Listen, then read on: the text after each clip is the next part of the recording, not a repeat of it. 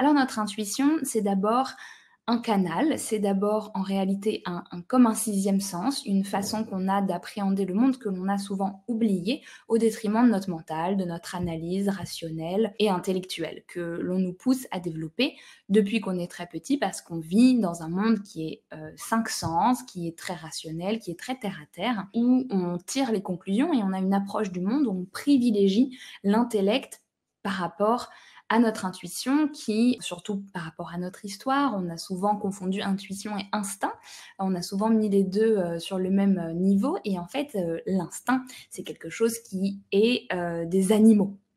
Et nous, on est des humains, on n'est pas des animaux. Qu'est-ce qui nous différencie des animaux? C'est bien la raison, hein, ça a été tout le travail philosophique même avant les Lumières, depuis Descartes et même avant, on a toujours parlé de ça, mais surtout quand on a commencé à philosophiquement à voir à partir de Descartes le monde comme une mécanisation avec l'arrivée de la science plus moderne et voilà et d'une physique qui a commencé à rationaliser, à comprendre le monde lorsqu'on a fait ce basculement entre l'Église et la religion expliquent le monde versus la science explique le monde, eh bien on a commencé à rationaliser le monde et à donner une primauté de notre intellect et de notre capacité à raisonner. Et le problème, c'est qu'aujourd'hui, on s'est déconnecté de... Donc c'est toujours très important l'intellect, mais on s'est déconnecté de quelque chose qui est extrêmement important aussi, et qui fait qu'on a un peu, pour moi, des handicapés aujourd'hui, parce qu'on s'est coupé d'un sens incroyable qui est l'intuition. Et l'intuition, c'est quoi finalement? C'est tout simplement notre capacité à recevoir des messages, à ressentir, à prendre les bonnes décisions, à agir de façon beaucoup plus instinctive, un peu comme les animaux, comme on le disait tout à l'heure, mais en fait de façon beaucoup plus connectée. C'est avoir accès à une autre dimension, en fait, qui n'est pas uniquement la dimension matérielle, terre à terre, c'est avoir accès à la dimension spirituelle et à se rappeler tout simplement qu'on n'est pas tout seul, qu'on est guidé, qu'on est accompagné et que notre âme qui est là-haut, elle est tout à fait capable de nous envoyer les bonnes informations au bon moment. Donc, ça, c'est extrêmement important de commencer à prendre conscience de ça. Et finalement, l'intuition, c'est donc tout simplement notre canal qui nous permet de recevoir l'information. En fait, elle nous permet de recevoir l'énergie qu'après, nous, on traduit avec des mots, avec une idée, avec une action. Mais juste, elle nous permet de recevoir une énergie qui vient d'ailleurs, qui vient d'en haut, qui vient ou de notre âme, ou de nos guides, ou de nos anges, ou de encore plus haut, ou voilà, qui vient juste de l'autre côté, qui vient juste de la non-matière, et qui passe par quoi? Qui traverse notre aura, qui traverse notre champ énergétique, et qui vient nous toucher directement et se transformer, si on est capable de bien la recevoir et de l'entendre et de l'écouter, en une pensée, une idée, une action, un appel, quelque chose comme ça. Une autre chose qui est extrêmement importante à comprendre, c'est qu'on a accès en permanence à un tissu d'informations. Et alors pour ça, on va utiliser une image. Vous pouvez imaginer que au-dessus de nos têtes, à nous, là, on est descendu dans la matière, on vit notre expérience humaine de tous les jours, donc voilà, c'est bien, on doit manger, on doit dormir, on doit s'occuper de notre corps, on doit travailler pour gagner de l'argent, etc. Bon, on vit notre expérience humaine avec nos souffrances, nos peines, mais aussi nos joies et toutes les belles choses qu'on peut vivre. Et ben, on est un peu en galère ici souvent parce qu'il nous manque des informations, parce qu'on n'a pas tout le savoir du monde, on n'a pas ce sentiment de connexion au divin en permanence qui fait que quand on est un esprit, et ben du coup, on est plutôt détendu, on est plutôt en paix. Pourquoi? Parce qu'on se sent aimé et on aime en permanence. Et puis, on a tout le savoir du monde. Si vous savez, alors ceux qui étaient là, la plupart d'entre vous, et ont écouté le webinaire sur l'amour pour soi, je vous rappelais, je vous parlais des expériences de mort imminente, des NDE en anglais, et de ces personnes qui racontent que quand elles ont fait cette NDE, quand elles sont allées de l'autre côté, elles avaient la pleine connaissance, elles savaient absolument tout. Donc, nous, quand on est sur Terre, l'expérience, vous en conviendrez, est un peu différente. On manque pas mal d'informations et on doit se débrouiller. Et donc, du coup, on doit réapprendre tout. On doit apprendre à parler, on doit apprendre à marcher, on doit apprendre à comprendre le monde. C'est ce qu'on fait quand on est enfant. Et quand on est adulte d'ailleurs, on continue d'apprendre, hein. Et donc du coup, notre mental et nos 5 sens nous sont très importants pour nous apprendre à être en contact avec ce monde. Mais ça serait dommage de s'arrêter là et je crois que la vraie maturité d'âme, en tout cas pour l'instant dans notre évolution humaine, c'est de récupérer un autre sens, une autre capacité que nous on reconnecte, un peu plus tard, qu'on devrait apprendre à effectuer dès qu'on est petit, mais notre société n'est pas encore prête à ça complètement. Donc du coup, on en a conscience en étant grand et maintenant, on essaye de travailler ça en étant grand. Alors, vous inquiétez pas, même si vous avez l'impression de ne pas entendre votre intuition ou de galérer à qu'est-ce qui est de mon mental, qu'est-ce qui est de mon intuition, on va y répondre. Vous êtes pas vraiment des débutants parce que si vous êtes là, c'est que vous en avez déjà et on est tous capables. Comme on peut tous sentir, goûter, voir, etc. Sauf si on a un sens vraiment qui ne marche pas physiquement. Mais l'intuition, on a tous une âme, donc on a tous un moyen de recevoir notre intuition. Ok? Donc, ici sur Terre, on manque d'informations, on manque de visibilité et on manque de connexion à l'amour divin. Et donc, qu'est-ce qu'il y a? Vous pouvez vous imaginer qu'au-dessus de nos têtes, il y a un immense nuage ou un immense tissu, comme vous voulez, un océan de toutes les informations du passé, du futur, du présent, dans toutes les directions du temps, de tout ce qui est réalisé et non réalisé, de tous les champs des possibles, d'absolument tout. Comme s'il y avait un ordinateur qui possédait absolument toutes les informations, tous les codes possibles, tous les algorithmes possibles. Mais c'est par exemple comme une calculette peut à peu près calculer toutes les combinaisons de chiffres possibles. C'est pas pour autant que vous allez faire toutes les 1 plus 1, 1 plus 2, 1 plus 3, 1 plus 1 550 000, 3 plus 250 000 milliards. Enfin, vous voyez ce que je veux dire? C'est pas pour autant que vous allez actualiser toutes les possibilités. Donc, imaginez que vous avez cet océan de connaissances au-dessus de vous et que vous, dans votre expérience humaine, vous n'avez pas besoin de tout savoir.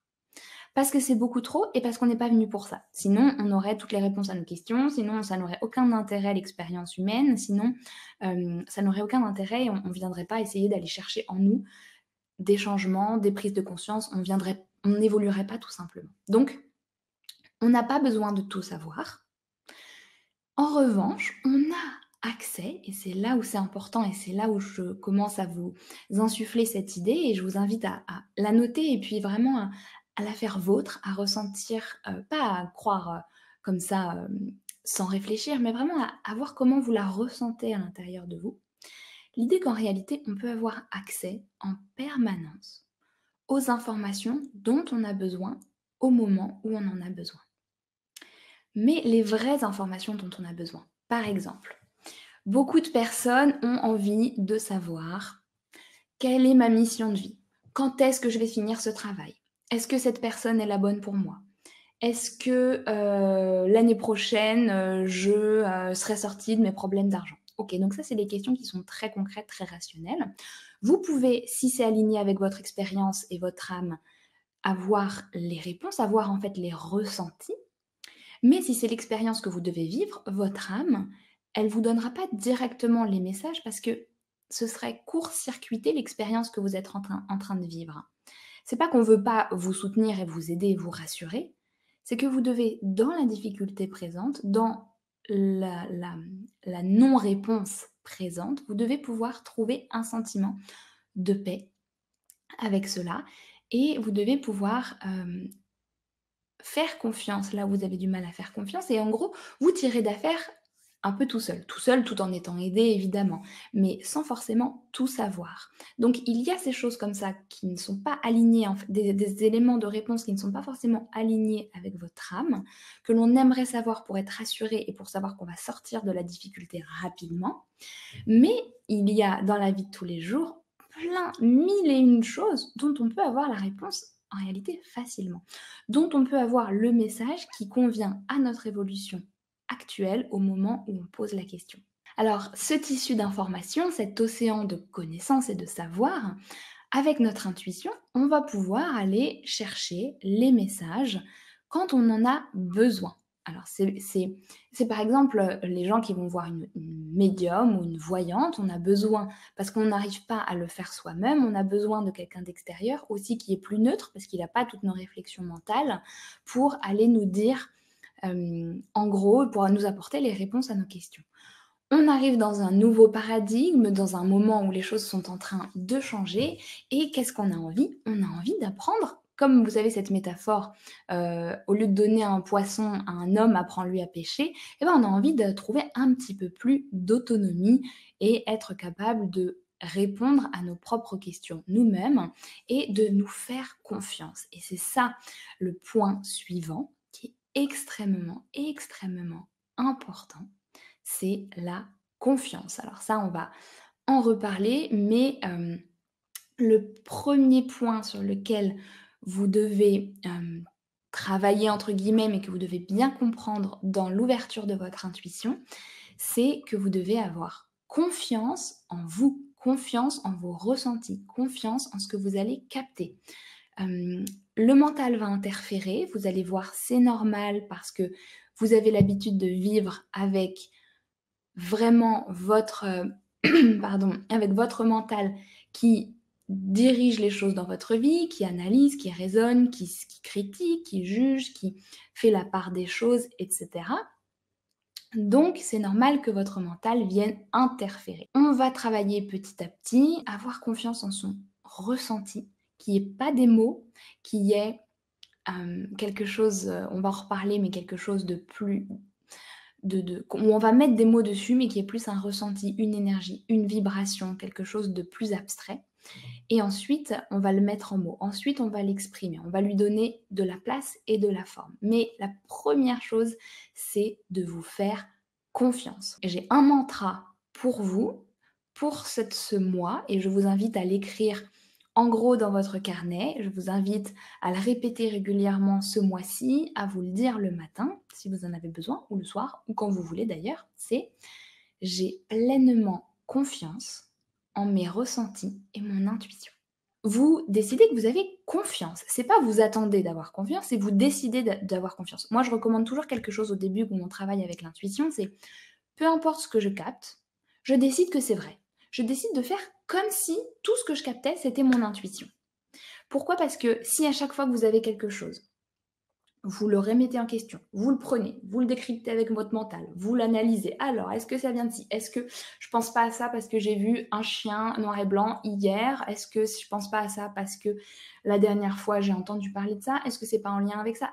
On s'en fiche. Peut-être que vous avez vu un chien qui vous a fait penser au chien que vous avez vu aujourd'hui, mais peut-être que justement ce chien, il était aussi mis sur votre chemin pour que vous puissiez avoir une image mentale parce qu'il avait déjà un message à vous apporter et vous avez de nouveau le message aujourd'hui. On s'en fiche. Ce soir, vous allez prétendre que tout ce que vous allez capter de votre intuition, c'est la vérité. C'est le message que vous avez à recevoir, ok? C'est important, pourquoi? Parce que en réalité, euh, on va apprendre petit à petit, en ouvrant son canal, à faire le tri, à ressentir ce qui est juste ou ce qui est du mental. Mais ça se fait avec la pratique. Donc ce soir, on va pas perdre de temps à tout analyser parce que ça sert à rien, vous allez le sentir tout seul. On va juste se dire que ce que vous captez, c'est vraiment ce que votre intuition vous apporte. Et en plus, si vous émettez ça comme vibration, c'est effectivement ce que vous allez recevoir. C'est effectivement plutôt ce qui va se produire. Ok?